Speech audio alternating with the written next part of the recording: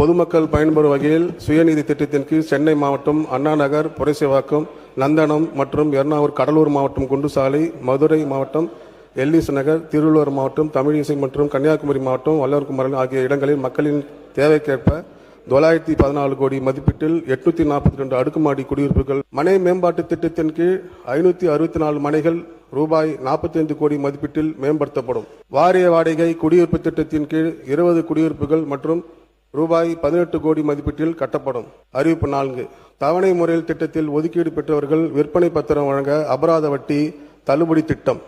சென்னை பெருநகர பகுதியில் digital meter உள்ளடக்கிய ஆட்டோ டாக்ஸி செயலி அறிமுகப்படுத்தப்படும். விரிவாக்கப்பட்ட சென்னை பெருநகர பகுதியில் சாலை வலையமைப்பு திட்டம் ரூபாய் 12 கோடி மதிப்பீட்டில் தயாரிக்கப்படும். தேதி 28.